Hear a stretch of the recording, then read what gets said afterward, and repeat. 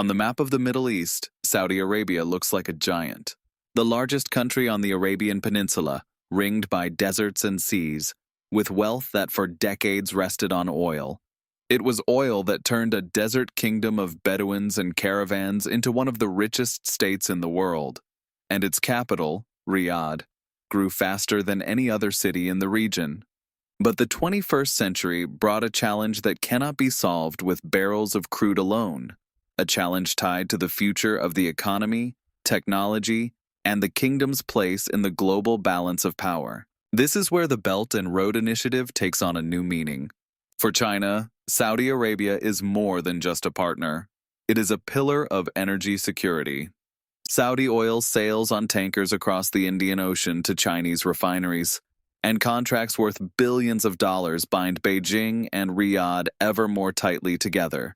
But the Saudis know that the game is no longer just about oil.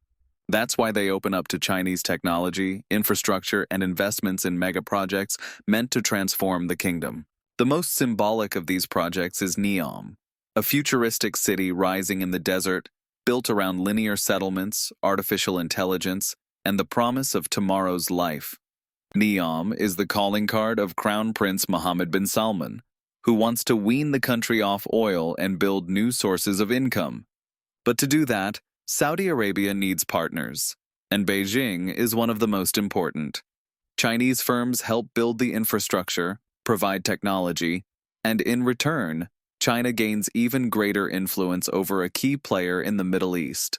Yet Saudi Arabia is not just Neom and glossy visions of the future. It is also a country with a uniquely strategic location, controlling access to the Persian Gulf, the Red Sea, and the holiest cities of Islam.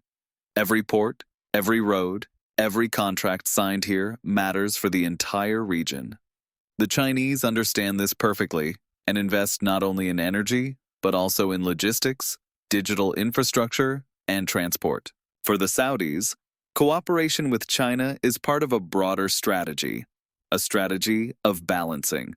On one side, the United States, their traditional ally and security guarantor. On the other, Beijing, offering capital, technology, and an alternative.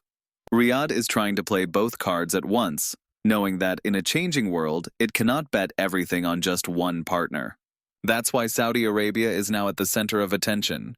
This is where it will be decided whether the new Silk Road becomes a real network linking Asia, the Middle East, and Africa, or remains mostly a project on paper. If the authorities in Riyadh conclude that partnership with China is more beneficial than the old arrangement with Washington, the entire regional balance of power may change. So the prologue to this chapter does not end with investment maps and contract lists.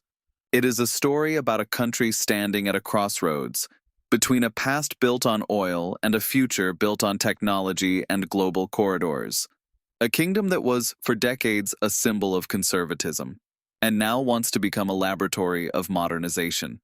And a story about the fact that the Belt and Road in Saudi Arabia is not just about infrastructure, but also about a battle for the soul of the entire region. On the kingdom's northwestern Red Sea coast, where desert meets mountains and water, a project is rising that is meant to embody its total transformation.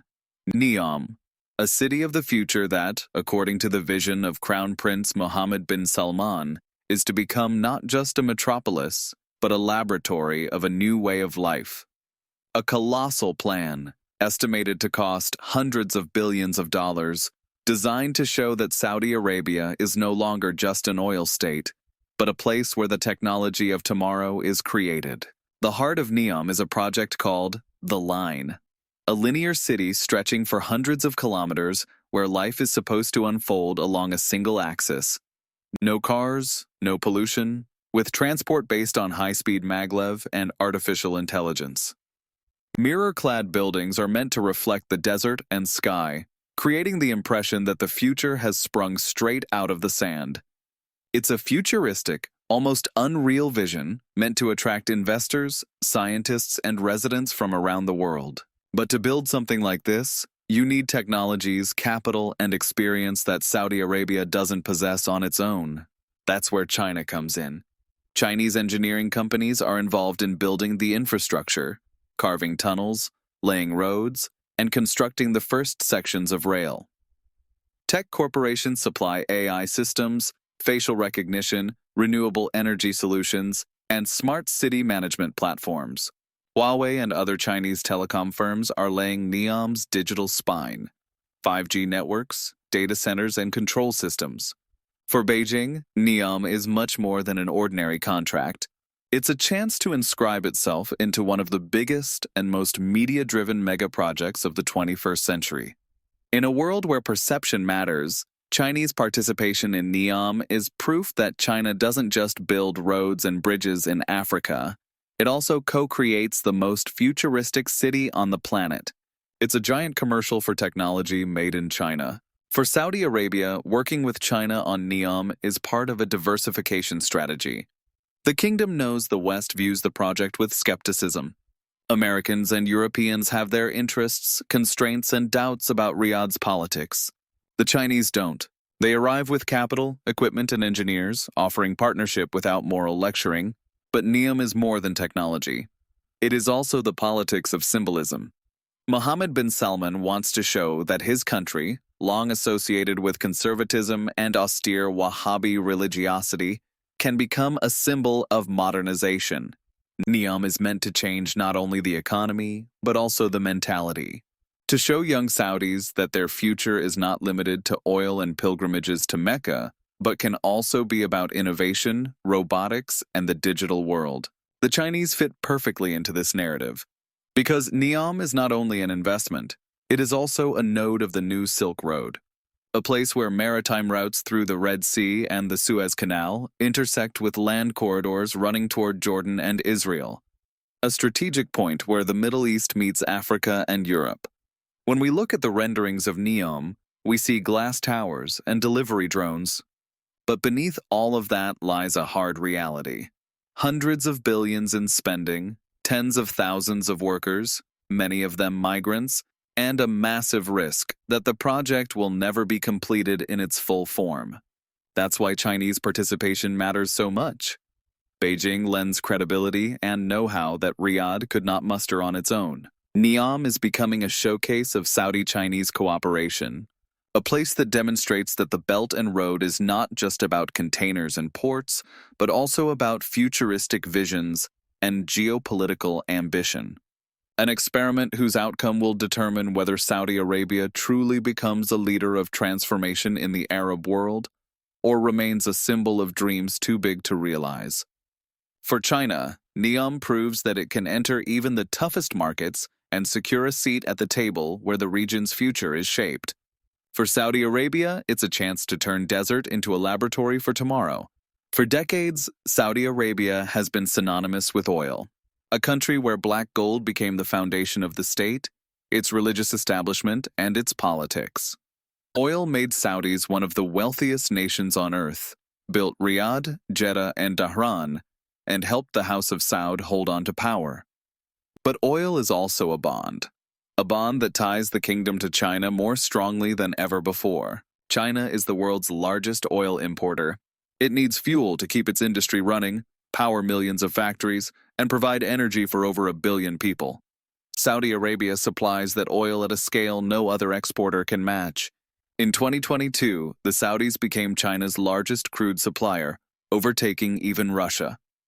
Tankers laden with oil leave Ras Tanura and Jubail, pass through the Strait of Hormuz, cross the Indian Ocean, and dock at refineries in Qingdao, Ningbo, Shanghai. Every barrel is not just fuel, but a brick cementing a partnership between Beijing and Riyadh that is changing the global balance of power. This energy partnership is no longer just about crude. Saudi Arabia and China are expanding cooperation into gas, petrochemicals, and renewables. Saudi Aramco invests in Chinese refineries and petrochemical complexes, entrenching itself in that market. In return, Chinese firms take part in expanding Saudi plants, supply technology, and enter joint ventures. These are deals measured in tens of billions, but their significance goes beyond economics. Because whoever controls energy controls the future. For Beijing, Saudi Arabia is a guarantor of energy security. For Riyadh, China is a guarantor of demand. It looks like a perfectly balanced equation. But behind it lies a much bigger game. The Saudis know that for decades the United States was their key partner and protector. They bought weapons from Washington and rested their kingdom on the American security umbrella. But America is increasingly turning away from the Middle East, backed by its own shale oil and gas. Into that vacuum steps China, ready to fill the gap not just with money, but also with political support. The Chinese don't ask about human rights. They don't criticize the Saudi system, nor do they demand reforms. They want stable supplies and investment opportunities. The Saudis appreciate that. For them, it's a clean partnership, built around interest. No need to explain or justify, just oil and contracts. At the same time, Saudi Arabia is starting to play a longer game. Mohammed bin Salman knows oil won't last forever. That's why he signs deals with China on renewables, green hydrogen, and even nuclear energy. Beijing provides technologies and experience. Riyadh opens the door to gigantic investments. This is a new chapter in their relationship, moving from oil to the energy of the future. The energy partnership also has a geopolitical dimension. When China brokered a thaw between Saudi Arabia and Iran in 2023, it wasn't just diplomacy for its own sake. It was about securing energy routes. Beijing knew that if Riyadh and Tehran kept clashing, every tanker in the Gulf would be at risk, and that would threaten the whole Chinese economy. So China stepped in as mediator, for itself, for its oil, for its security. Today, the energy relationship between Beijing and Riyadh is more than trade. It's the foundation of a new order in which America is no longer the only guarantor of Saudi security, and Saudi Arabia is no longer just a client of the West. It's an alliance that fits into the logic of the Belt and Road: resources, transport, investment, technology. Saudi Arabia knows that oil was its strength, but could become its vulnerability. It needs new partners to get through the transition. China knows that without Saudi oil, its dream of global leadership will remain just that, a dream.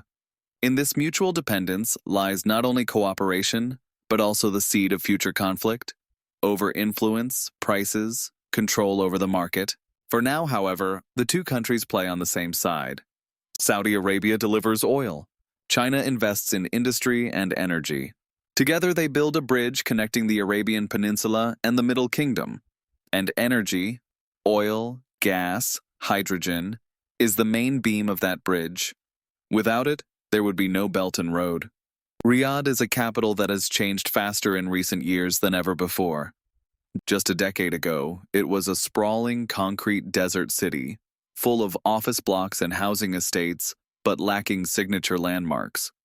Today, new towers, financial centers, and futuristic districts rise on the horizon, meant to show that Saudi Arabia is entering the digital age. And in this new era, the Chinese are becoming some of its most important partners. Huawei, the Chinese tech giant that runs into more and more barriers and espionage accusations in Europe and America, operates freely in Saudi Arabia. The authorities invited the company to build a 5G network connecting the whole country. From Riyadh and Jeddah to the future city of Neom. Huawei is delivering infrastructure, servers, data centers, and solutions for government. Chinese technologies are becoming the backbone of the kingdom's digital transformation. But it's not just about telecoms. Chinese firms also provide AI systems, from facial recognition and video surveillance to real-time data analytics. Cameras connected to algorithms are being installed in Riyadh and other cities, systems that can not only identify people, but also predict potential threats. These are tools that fit perfectly into the Saudi model of power: centralized, authoritarian, built on social control. Saudi Arabia is open about its ambition to become a regional leader in digital transformation. It has a minister for AI, hosts global conferences, and Mohammed bin Salman declares that AI will be the foundation of economic development and national security. For China, this is the ideal partner, ready to pour billions into technology and unconcerned about data security or system independence. In practice, this means that Riyadh is drifting deeper into China's technological orbit. Schools are adopting e-learning systems based on Chinese solutions. Hospitals are testing diagnostic tools developed by Chinese startups, Government agencies are deploying Chinese software for data analysis. Saudi Arabia is becoming not just an importer of hardware, but a laboratory in which limits of digital control can be tested. This partnership is also strategic. For China, every camera, every server, every line of code is not just a product, but a building block of influence. When a country's digital infrastructure depends on Chinese firms, disentangling from them later is extremely difficult. The Saudis know this but accept the risk, in exchange for leapfrogging their neighbors in access to cutting-edge tech. For the United States, this is a warning sign. Washington has repeatedly told Riyadh that Chinese technology is a security risk, but Saudi Arabia, like the UAE, is balancing. It buys weapons from the US, but builds its digital infrastructure with China. The result is a model where no single outside power has full dominance. On Riyadh's streets, this game is invisible. What people see are new neighborhoods, tech parks, and the growing presence of screens, cameras, and apps.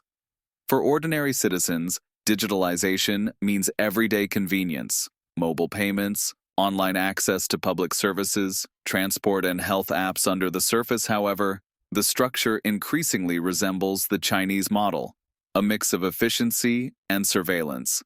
It's here, in Riyadh, that we see the new Silk Road is not just about containers, ports, and oil. It is also an invisible web of cables, servers, and algorithms forming the digital tissue of a modern state. Saudi Arabia is becoming one of the first Arab countries where Chinese technology permeates all levels of life, from national security down to daily routines. In that lies a new definition of partnership. If in the 20th century oil was the currency binding Riyadh to Washington, in the 21st century, data and technology may be the currency that binds Riyadh to Beijing, a quiet but profound shift. On the map of global trade, the Red Sea is an artery whose importance is hard to overstate. It's the shortest sea route from Asia to Europe, connecting the Indian Ocean to the Mediterranean via the Suez Canal.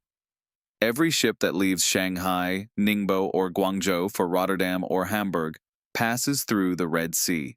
It's a lifeline of world trade, and Saudi Arabia is one of the countries that control access to this artery. The key point in this puzzle is Jeddah.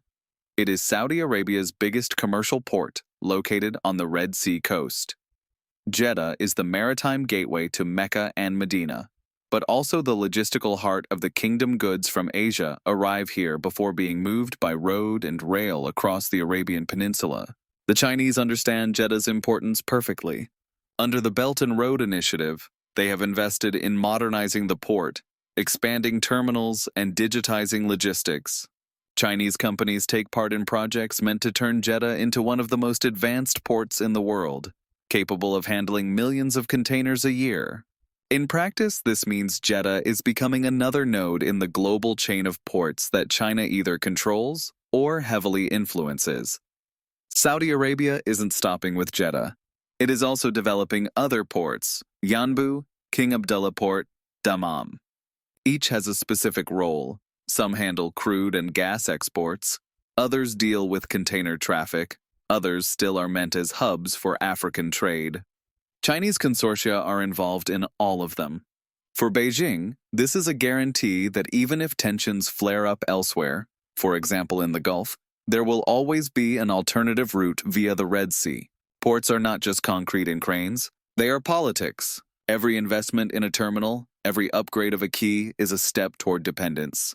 If logistics systems, cranes, and storage facilities are Chinese, you cannot fully operate them without China. Saudi Arabia knows this but also sees an opportunity. With Chinese help, its ports can compete with Dubai or Suez. The kingdom wants goods from Asia to end their journey not in the Emirates, but in Saudi Arabia. It's part of a wider struggle for the title of regional hub. Saudi logistics also means rail and road projects.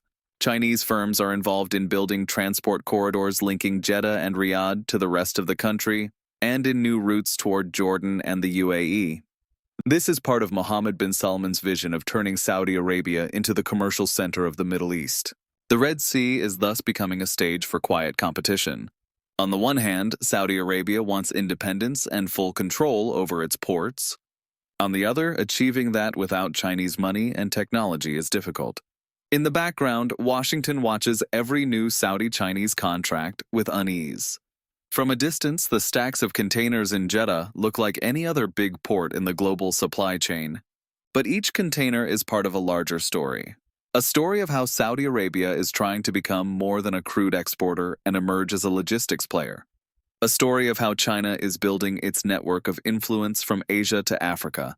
And a story of how the Red Sea, vital to caravans and merchant ships in the past, has once again become the center of global trade. By investing in its ports and inviting Chinese partners, Saudi Arabia is sending the world a clear message. We don't want to be just a kingdom of oil. We want to be a kingdom of trade. And the Belt and Road gives it the tools to make that ambition real. Saudi Arabia is a kingdom of paradoxes. On one side, a state that for decades lived off oil, exporting barrels of black gold and building prosperity on them. On the other, a country that now tries to move beyond this model, searching for its future in mega projects, technology, and global trade. Neom was supposed to be the flagship of this transformation, a futuristic city proving that the desert can become a laboratory for the world of tomorrow. But just as important as Mohammed bin Salman's grand visions are the everyday contracts. Tankers bound for China, Huawei cameras in Riyadh, the modernization of Jeddah's port. The Belt and Road in Saudi Arabia has many faces. It's the face of a Chinese engineer building another section of the line, the face of a Saudi energy minister signing a deal with a Chinese petrochemical giant, the face of a young Saudi paying in a shop with WeChat Pay, and of a businessman importing containers of Chinese goods. Together they form the image of a kingdom ever more tightly entangled in a web of energy, tech, and trade dependencies. But Saudi Arabia is not a passive participant. It is not just a country that Chinese firms enter. It is also a state trying to use the Belt and Road for its own purposes. Riyadh wants to be the Middle East's center, an energy hub, logistics hub, and tech hub. It wants to attract capital and tourists while exporting its political influence. And it knows that without China, that plan will fail. At the same time, Saudis remember that for decades, America was their main partner. That's why they balance, buying planes and weapons from the US, and technologies and investments from Beijing. It's a risky balance, but one that gives the kingdom the feeling it is no longer just a piece on someone else's chessboard. It's a player with its own hand of cards. Looking at Saudi Arabia today, one thing is clear. This is a country at a crossroads.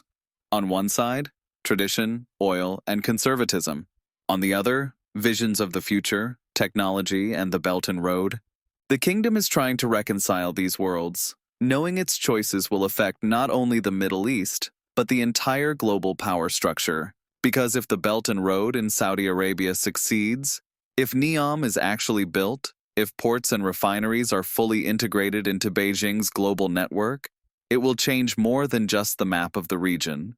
It will change the map of the world. And if it fails, the kingdom may become a symbol of unfulfilled dreams, proof that not every desert can be turned into an oasis. Either way, Saudi Arabia is now a place where all the forces of our age meet. Oil and data, technology and religion, America and China. And that makes it one of the key points on the new Silk Road.